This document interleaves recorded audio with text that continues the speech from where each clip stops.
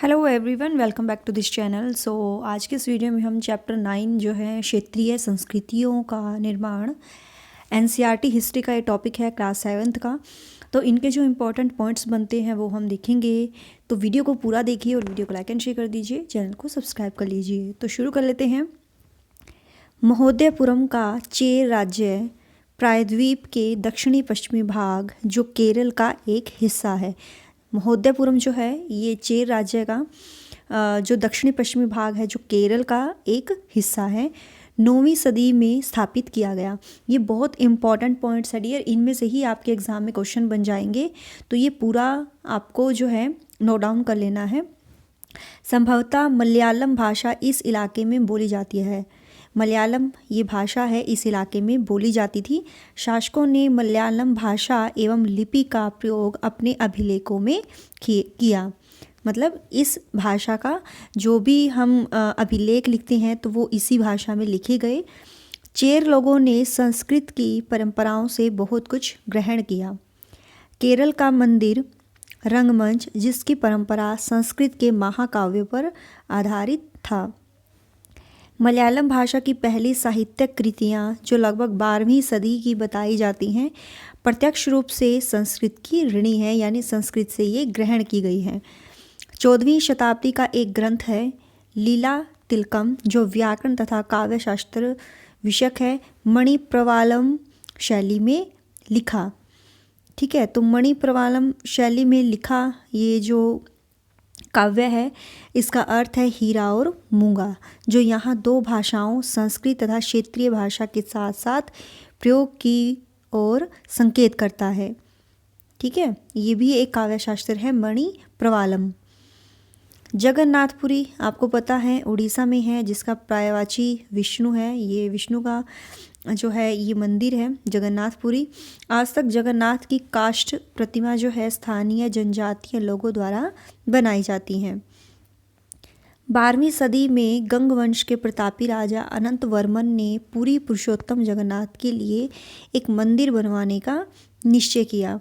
उसके बाद 1230 में राजा अनंत अनगंभीम जो है तृतीय ने अपना राज्य पुरुषोत्तम जगन्नाथ को अर्पित कर दिया। अपना जो राज्य था वो किसको अर्पित कर दिया था? जगन्नाथ को, और स्वयं को जगन्नाथ का प्रतिनियुक्त घोषित किया। ये ना बहुत इंपॉर्टेंट नेम है, इसको ना याद रख लिया करो। मुगल मराठे ईस्ट इंडिया कंपनी सबने जो है इस मंदिर पर नियंत्रण स्थापित करने का प्रयत्न किया। किस मंदिर पर? जो जगन्नाथ मंदिर है। 19वीं सदी में ब्रिटिश लोग, जहां अधिकांश राजस्थान में राजपूत ही रहा करते थे, राजपूताना कहते थे, ऐसे अनेक उत्तरी तथा मध्यवर्ती भारत के अनेक क्षेत्रों में अपने आप को राजपूत कहते हैं। अक्सर यह माना जाता है कि राजपूत ने राजस्थान को एक विशिष्ट संस्कृति प्रदान की है। कत्थक जो है शब्द कथा से निकला है। कत्थक ये एक डांस है, डांस फॉर्म। कत्थक जो है ये उत्तरी भारत के मंदिरों में कथा सुनाने वाले या कहानी सुनाने वालों की एक जाति है।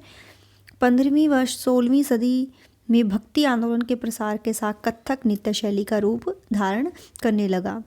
ठीक है, आपको कमेंट में बताना है कि कत्थक कहाँ का जो है नृत्य है। राधा कृष्ण के पौराणिक कहानियाँ जो है लोक नाट्य के रूप में प्रस्तुत किए जाते हैं, जिन्हें रास लीला कहा जाता है, और इसमें नृत्य के साथ कलाकार के हाव भाव यानी एक्सप्रेशन जुड़े होते हैं। यह शैली जो है राजस्थान, जयपुर के राज दरबारों में और लखनऊ में फला फूला, वहाँ जो है ये नृत्य किया जाता है। अवध के अंतिम नवाब वाजिद अली शाह के संरक्षण में यह कला के रूप में उभरा, और 1850 से 1875 के दौरान यह हरियाणा, पंजाब, जम्मू कश्मीर, बिहार, मध्य प्रदेश में भी ये जो है संस्थापित हो गया। भरतनाट्यम ये भी नृत्य शैली है। ये कहाँ की है? तो ये है तमिलनाडु की। कथकली ये है केरल की। ओडिसी ये उड़ीसा की नृत्य शैली है। कुचिपुड़ी आंध्र प्रदेश की, और मणिपुरी मणिपुर की। ठीक है, और आपको कमेंट में बताना है कि कथक जो है कहाँ की डांस फॉर्म है। बादशाह अकबर, जहांगीर, शाहजहां ने कुशल चित्रकारों को संरक्षण प्रदान किया और पांडुलिपियों को चटक रंगों में चित्रित की जाती थी। वहाँ की जो पांडुलिपियाँ थी, चटक यानी जो अट्रैक्टिव लगते हैं देखने में, जो कलर्स, ठीक है, चटक रंगों में चित्रित की जाती थी और उनमें दरबारों के दृश्य, लड़ाई, शिकार, अन्य सामाजिक जीवन के अन्य पहलू चित्रित किए जाते थे। मुगलों की कलात्मक रुचियों ने दक्षिण के क्षेत्रीय दरबारों और राजस्थान के राजपूती दरबारों को प्रभावित किया। वहाँ की जो कलात्मक रुचियाँ थी, ठीक है, राजस्थान के राजपूती जो दरबार थे उनको भी अट्रैक्ट किया था। हिमालय के तलहटी के इलाके में लघु चित्रकला एक साहसपूर्ण भावपूर्ण शैली का विकास हुआ जिसे बसोहली कहते हैं। यहाँ की सबसे लोकप्रिय पुस्तक थी भानुदत्त की रसमंजरी। 1739 में नादिर शाह के आक्रमण और दिल्ली विजय के परिणाम स्वरूप मुगल कलाकार पहाड़ी क्षेत्रों की ओर चले गए। आक्रमण हुआ था, नादिर शाह के आक्रमण की वजह से चित्रकारी में कांगड़ा शैली में ठंडे नीले तथा हरे रंगों सहित कोमल रंगों का प्रयोग हुआ। साधारण स्त्री पुरुष भी बर्तन, दीवारों, कपड़ों, फर्श पर अपनी कलाकृति चित्रित करते थे। जो आम स्त्री पुरुष थे वो बर्तनों पर, दीवारों पर पेंटिंग करते थे, कपड़ों पर, फर्श पर, है ना। तो वो इस तरीके से वो कलाकृति करते थे। और इसके विपरीत लघु चित्र राजमहलों में सावधानी पूर्वक रखे जाते थे जिससे वे सदियों तक सुरक्षित रहें। तीसरी चौथी शताब्दी से बंगाल और मगध, दक्षिण बिहार के बीच वाणिज्यिक संबंध स्थापित होने लगे, यानी वो जो है एक व्यापारिक संबंध स्थापित होने लगा। चौथी सदी के दौरान गुप्त वंश शासकों ने उत्तरी बंगाल पर अपना राजनीतिक नियंत्रण स्थापित कर दिया।